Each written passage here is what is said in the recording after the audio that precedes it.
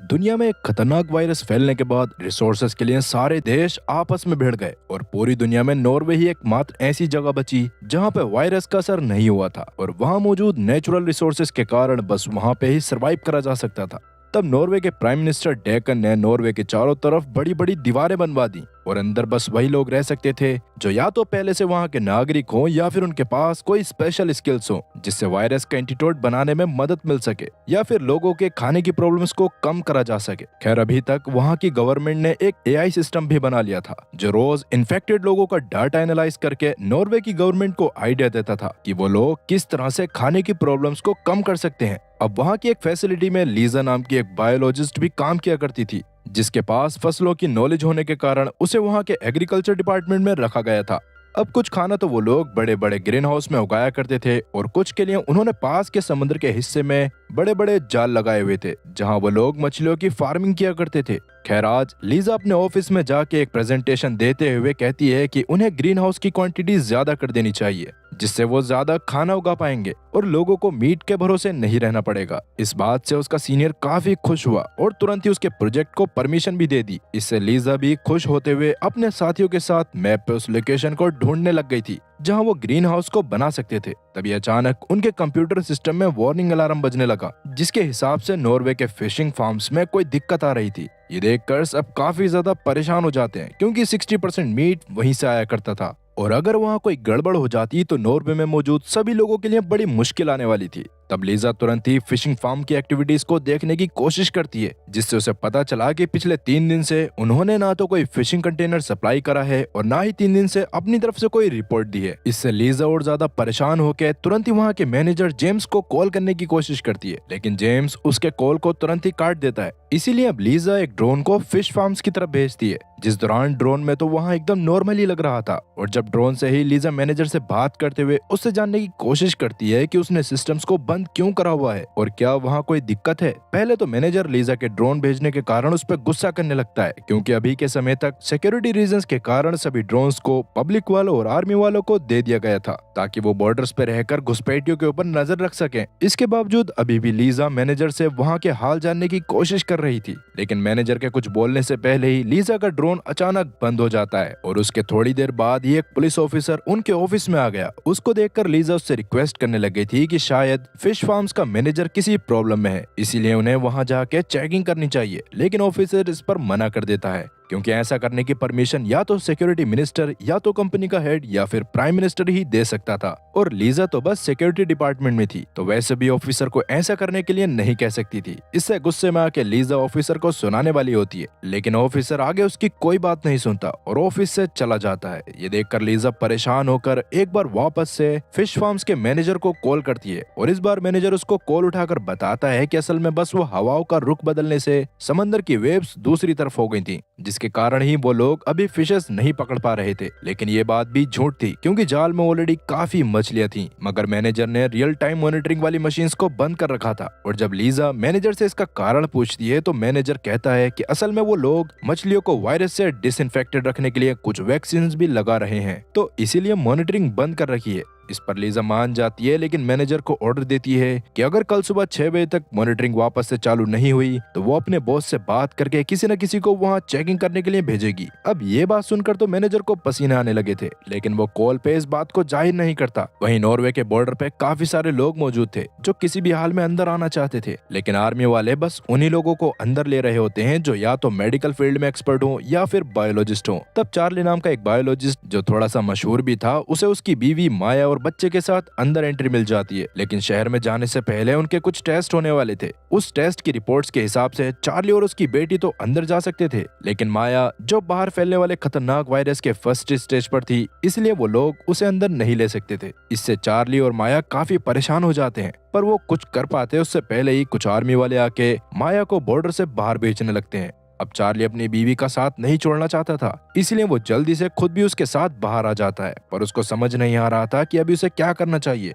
वो बाहर रहकर अपने बच्चे को भी खतरे में नहीं डाल सकता था और ना ही उसकी बीवी अंदर जा सकती थी। खैर अभी वो माया के साथ वहां से जा ही रहा था कि तभी एक आदमी उनके पास आके उनसे कहता है कि अगर तुम मुझे पर पर्सन के हिसाब से 300 क्रिप्टो कॉइंस दोगे तो मैं तुम्हें बॉर्डर पार करवा सकता हूँ। ये बात सुनकर चार्ली के दिमाग में एक आइडिया आता है और अब जैसा कि उनके पास कोई और रास्ता नहीं था तो चार्ली बच्चे के साथ नॉर्मली अंदर जाने का डिसाइड करता है, जबकि माया उस स्मगलर के साथ अंदर आने वाली थी, जहां आके चार्ली और माया वापस से एक हो जाते। अब रात में वो स्मगलर के कहे अनुसार एक कोस्ट पे आते हैं जहां वो स्मगलर पहले से मौजूद था। तब चार्ली उसे पैसे देता है जो लेके स्मगलर ने माया को एक फोन दे दिया था और अभी से लेके माया के अंदर पहुंचने तक माया और स्मगलर के बीच में जो भी बातें होनी थी वो सब उसी फोन से होती। अब वो स्मगलर माया को एक गाड़ी में बिठा देता है जबकि चार्ली एक ऑफिशियल बस में बैठकर अपने बच्चे के साथ नॉर्वे के अंदर आ गया था। खैर दूसरी तरफ अगले दिन लीजा इंतजार में थी कि मैनेजर मॉनिटरिंग सिस्टम को चालू करेगा, लेकिन ऐसा नहीं होता। इसीलिए मजबूरन लीजा एक स्पीड बोट से सीधा फिश फार्म में पहुंच जाती है, जहां मैनेजर उसे देखकर उसे अंदर जाने से रोकने की कोशिश करता है, जिस दौरान वो बहाने बना रहा था कि अंदर उसके साथी वैक्सीन पे वर्क कर रहे हैं और लीजा अंदर जाके बीमार पड़ सकती है।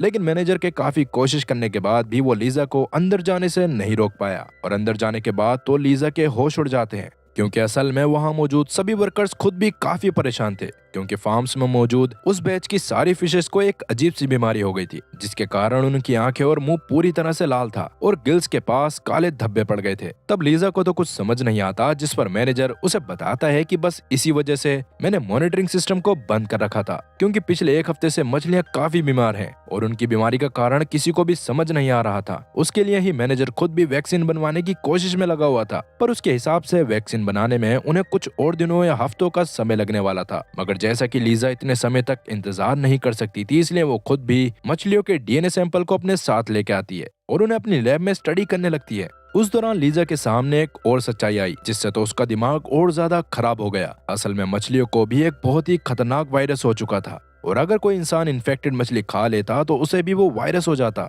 जिससे शुरू में तो उन्हें सर में दर्द, खांसी और उल्टी होती है, पर अगर 2 दिन के अंदर उनका इलाज सही से नहीं होता तो वो लोग मारे जाते। ये सब जानने के बाद तो लीजा का बॉस और बाकी साथी भी काफी परेशान हो गए थे और सबसे बड़ी दिक्कत ये थी कि ये वायरस पानी से भी फैल रहा था, जिसका मतलब एक फिश फार्म से जुड़े हुए बाकी सारे नेट्स का पानी भी खराब हो चुका था और वहां से कोई मछली भी नहीं पकड़ी जा सकती थी। अब मामले की गंभीरता को देखते हुए लीजा तुरंत ही इस बात की खबर प्राइम मिनिस्टर डेकन तक पहुंचा देती है, जिसने तुरंत ही इस पर एक्शन लेकर सारे फिश फार्म्स को बंद करवा दिया था और साथ ही हेल्थ एडमिनिस्ट्रेशन से जल्द वायरस की वैक्सीन बनाने को कह दिया था। अब सभी इन्फेक्टेड मछलियों को फिश फार्मिंग मैनेजर ने भी पानी से बाहर तो निकाल लिया था, लेकिन उन इन्फेक्टेड मछली में से एक मरी हुई मछली समंदर किनारे आ गई थी, जिसको एक चूहे ने खा लिया था और वो शहर की तरफ जाने लगा। वहीं जैसे कि मैनेजर को खुद भी 3 दिन बाद फिश के इन्फेक्टेड होने के बारे में पता चला था, तो उसके पिछले 3 दिन का स्टॉक भी मार्केट में आ गया था, जिसमें मौजूद मछली को जैसे ही एक लड़की खाती है वैसे ही वो बुरी तरह से बीमार होकर उल्टियां करने लगी, जो देख उसके दोस्त काफी घबरा कर उसे एम्बुलेंस से हॉस्पिटल पहुंचा देते हैं। वहीं लीजा के ऑफिस में किसी को समझ नहीं आ रहा था कि वो शहर में मौजूद सभी लोगों का पेट कैसे भरेंगे, क्योंकि फिश फार्मिंग से लगभग 60% शहर के लोगों के लिए खाना जाता था और फिश फार्मिंग बंद होने के कारण अब इतने लोगों का पेट भरना काफी ज्यादा मुश्किल था। तब लीजा कहती है कि अगर हम अब तक स्टोर करी गई फ्रोजन फिशेस को कुछ समय के लिए मार्केट में ले आएं,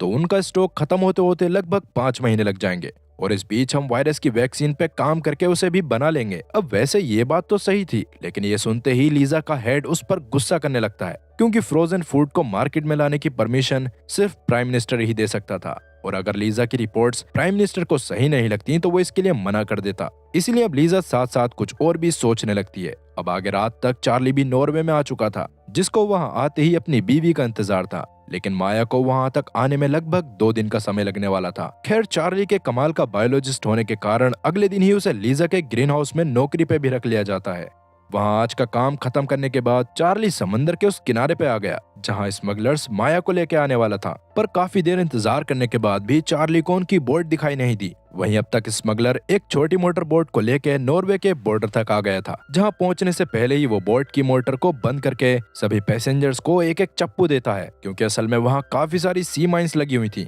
जिससे मोटर को भी डिटेक्ट किया जा सकता था और अगर धोखे से भी बोट किसी माइन से टकरा जाती तो बोट के परखच्चे उड़ जाते। खैर अभी वहां वो लोग जैसे तैसे बोट को आगे लेके तो आ जाते हैं, लेकिन जैसे ही कैप्टन बोट के इंजन को वापस से शुरू करता है तो अचानक पास में लगे कैमरे में उन सब की तस्वीर आ गई और इसके तुरंत बाद ही वहां पुलिस वालों का एक ड्रोन भी आ गया। उसको देखकर तो सब डरने लग गए थे, और अभी पुलिस वाले लगातार ड्रोन से सभी लोगों को रोकने को कह रहे थे, पर इसके बावजूद स्मगलर बोट नहीं रोकता, जिसकी वजह से पुलिस वाले मजबूरन ड्रोन से उन पर फायरिंग करना शुरू कर देते हैं, जिनसे ही बचते हुए बोट अचानक कुछ चट्टानों से टकरा जाती है। तब जैसे तैसे सब लोगों को रेस्क्यू करके हॉस्पिटल में तो भेज दिया गया था, लेकिन वहाँ उनके टेस्ट करने पर डॉक्टर्स को पता चलता है कि वो सभी लोग एक ही तरह के खतरनाक वायरस से पीड़ित हैं, जो देखकर तो किसी को कुछ समझ ही नहीं आ रहा था। खैर, अब तक हॉस्पिटल में सेम वायरस से पीड़ित होने वाले लोगों के एक दिन में 100 केसेस आ गए थे, और ये वायरस दरअसल वही वायरस था जो उन फिशेस के कारण फैल रहा था। अब जैसा कि उस वायरस के बारे में आम लोगों को भी पता चलने लगा था, इसलिए हेल्थ मिनिस्ट्री लोगों को बाहर कम से कम जाने को कहती है। साथ ही अब तक डेक्कन ने भी नॉर्वे में लेवल 1 इमरजेंसी घोषित कर दी थी, जिसके अकॉर्डिंग किसी को भी खाने में फिश नहीं खानी थी और अपने घर में स्टोर्ड फिश को भी जल्द से जल्द घर से बाहर फेंकना था। वहीं लीजा को अभी इस बारे में नहीं पता होता कि जिस वायरस को रोकने के लिए वो इतनी मेहनत कर रही है, वो ऑलरेडी शहर तक पहुंच चुका है। दरअसल लीजा भी अपने असिस्टेंट के साथ समुद्र में पानी के कुछ सैंपल्स कलेक्ट करने आई थी, ताकि उसे पता चल सके कि पानी में ये वायरस कहां से आया है। पहले उसे लग रहा था कि या तो बॉर्डर के बाहर से कोई इन्फेक्टेड फिश नॉर्वे में आ गई होगी, या फिर समंदर के पानी में ही वायरस पनपा होगा। और फिलहाल वो पानी के सैंपल्स को लैब में ले जाकर टेस्ट करती है, जिसे देखकर तो उसके होश उड़ गए, क्योंकि असल में ना तो ये वायरस पानी में पनपा था और ना ही कोई फिश इसे लेकर नॉर्वे तक आई थी। इस वायरस का कोई और ही कारण था, जिसके बारे में बहुत कोशिश करने के बाद भी अभी लीजा को पता नहीं चल पाता। तभी अचानक लीजा की नजर प्राइम मिनिस्टर वाली न्यूज पर पड़ती है, जिसे देखकर तो उसे समझ आ गया था कि बाहर की दुनिया का सत्यानाश हुआ था और यहाँ सवा सत्यानाश होने वाला है, जिसे देखकर उसे पता चल गया था कि वो खतरनाक वायरस शहर तक आ चुका है, जो काफी चिंता वाली बात थी। खैर, वहीं कुछ कोस्टल गार्ड्स को समुद्र के पानी के अंदर 2 डेड बॉडीज मिलती हैं, जो कुछ स्मगलर्स की थीं, जिनको टेस्ट करने पर डॉक्टर्स को पता चलता है कि उन दोनों की बॉडी के अंदर वही वायरस है जो फिशेस के अंदर था, और अब वही वायरस शहर में फैल रहा है। अब ये बस डॉक्टर्स का कहना था, लेकिन अभी किसी एक्सपर्ट ने उन बॉडीज पे टेस्ट नहीं करे थे। अब धीरे धीरे केसेस और ज्यादा बढ़ते जा रहे थे, और इस वायरस की सबसे खतरनाक बात ये थी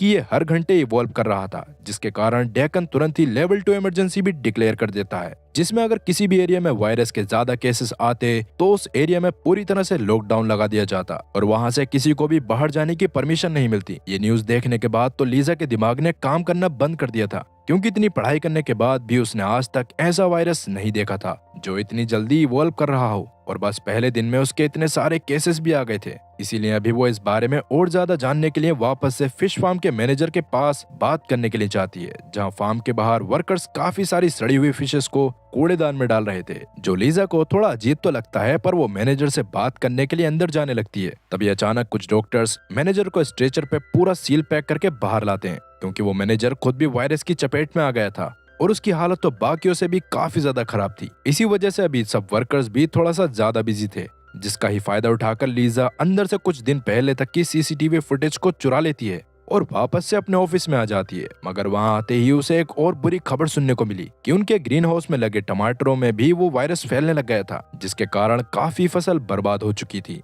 पर किसी को भी नहीं पता था कि वो वायरस ग्रीन हाउस तक कैसे आया। अब वैसे उस खराब टमाटर को सबसे पहले चार्ली ने देखा था, और एक बॉटनिस्ट होने के कारण वो उसको देखकर ही समझ गया था कि पक्का इसमें कोई न कोई गड़बड़ है। खैर, अभी जब लीजा उससे बात करती है तो वो कहता है कि मेरे हिसाब से पक्का कोई इन्फेक्टेड जानवर ही वायरस को यहाँ लेके आया है, इसीलिए सबसे पहले हमें पूरे एरिया को डिसइंफेक्ट करने के साथ साथ उस जानवर को भी ढूंढना पड़ेगा। साथ ही अभी हाल फिलहाल में जितने भी टमाटरों को तोड़ा गया है उन सभी को वापस से चेक करना पड़ेगा। अगर उनमें भी खराब टमाटर निकलते हैं तो उन सब के साथ साथ इस ग्रीन हाउस में मौजूद पूरी फसल जलानी पड़ेगी। अब चार्ली से ये सारी बातें सुनकर लीजा को समझ आ गया था कि चार्ली सच में काफी अच्छा इंसान है, क्योंकि जहां लोग ऐसी सिचुएशन में भी कहीं न कहीं से फायदा ढूंढने की कोशिश करते हैं, वहीं चार्ली लोगों की जान बचाने के लिए इस ग्रीन हाउस को आग लगाने तक के लिए तैयार था। अब जितने में लीजा टमाटरों पर रिसर्च कर रही थी, उतने में चार्ली किसी और काम में लगा हुआ था। पर तभी उसे एक अननोन नंबर से एक मैसेज आता है, जिसे देखकर चार्ली को लगा था कि वो मैसेज माया की तरफ से ही होगा, जो अब तक कोस्ट तक आ गई होगी। इसलिए अब चार्ली जल्दी से अपने काम को छोड़कर कोस्ट के पास जाने लगता है,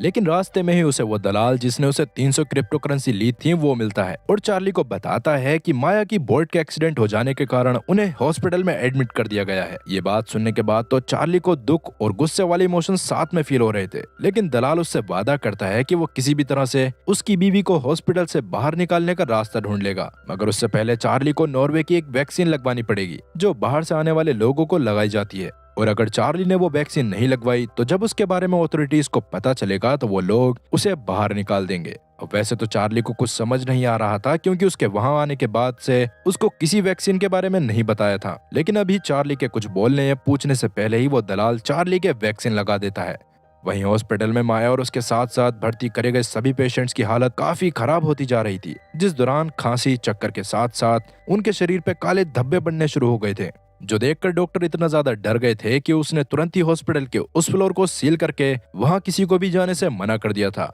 असल में उस वायरस की पावर धीरे धीरे इतनी ज्यादा बढ़ती जा रही थी जितना किसी ने भी नहीं सोचा था। और अब जैसा कि सबसे पहले लीजा के कारण ही इस वायरस के बारे में सबको पता चला था, इसीलिए डेकन खुद लीजा को बुलाकर इस वायरस की वैक्सीन पे काम करने को कहता है और लीजा को वायरस पे रिसर्च करके और भी खतरनाक चीजें पता चलती हैं। असल में ये वायरस बस एक रेड आई वायरस था, बल्कि उससे भी 1000 गुना ज्यादा खतरनाक ब्लैक प्लेग वायरस था, जिससे कई दशक पहले यूरोप में करोड़ों लोगों की जान गई थी। और तब से ही ये वायरस भी म्यूटेट होते होते पहले से भी 100 गुना ज्यादा खतरनाक हो चुका था, जिससे इन्फेक्टेड होने पर बस 2 दिन के अंदर किसी की भी जान जा सकती थी। अब जैसा कि समंदर में उन 2 स्मगलर्स की लाशें मिली थीं, तो सबको लग रहा था कि वो लोग किसी तरह से उस वायरस से इन्फेक्टेड हो गए होंगे और जब उन्होंने नॉर्वे में दाखिल होने की कोशिश करी होगी तो सी माइंस के कारण मारे गए होंगे और उनकी बॉडी लहरों के साथ साथ बहते हुए फिश फार्म्स के पास चली गई होगी और इसी वजह से फिशेस को वो वायरस हुआ था। इसीलिए अब डेकन पूरे नॉर्वे में ही रेड अलर्ट के साथ कर्फ्यू घोषित कर देता है, जिस दौरान उन लोगों को भी घर से बाहर निकलने की इजाजत नहीं थी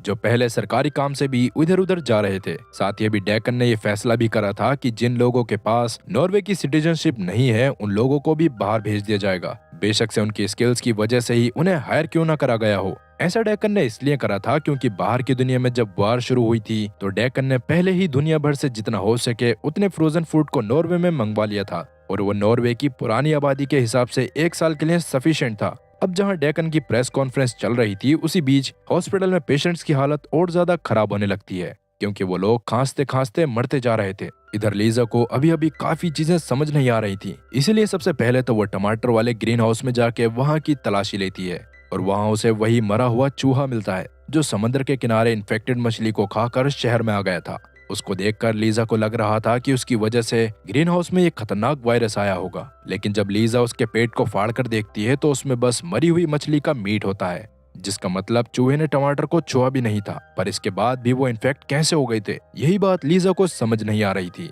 कि तभी उसके पास एक अनजान आदमी का खत आता है, जिसको खोलने पर उसमें एक सेफ हाउस की चाबी, एक पासवर्ड और एक एड्रेस लिखा था। वो देखकर शुरू में तो लीजा को कुछ समझ नहीं आता, पर जब वो खत पे लिखे एड्रेस पे जाती है तो उसे वहाँ एक सूटकेस मिलता है। उस सूटकेस में काफी सारी हार्ड ड्राइव्स थी, जिन्हें लेके फिलहाल लीजा वापस आ जाती है और उन्हें एक एक करके प्ले करने लगती है। उनमें मौजूद वीडियोस को देखने के बाद तो लीजा पूरी तरह से दंग रह गई थी, पर उसने वीडियो में क्या देखा और क्या इस वीडियो से उस वायरस के असली राज के बारे में पता चल पाएगा, और आपको क्या लगता है कि उस दलाल ने चार्ली को क्या इंजेक्ट करा होगा, और सबसे बड़ा सवाल कि क्या लीजा इस खतरनाक वायरस का एंटीडोट ढूंढ पाएगी। इन सभी सवालों के जवाब मैं आप लोगों को इसके सेकंड पार्ट में दूंगा, जो इस सीरीज का आखिरी पार्ट होगा। पर क्या आपको ये सीरीज पसंद आ रही है या मुझे कोई और सीरीज की शुरुआत करनी चाहिए? अगर आप में से 100 लोग भी इसके सेकंड पार्ट को देखने के लिए कोरोना कमेंट करते हैं तो मैं इन 100 लोगों के लिए भी इसका सेकंड पार्ट जरूर लेकर आऊंगा। बाकी इसके साथ ही आज की कहानी का ये पार्ट यहीं पर खत्म होता है। मिलते हैं अगली वीडियो में, तब तक के लिए गुड बाय।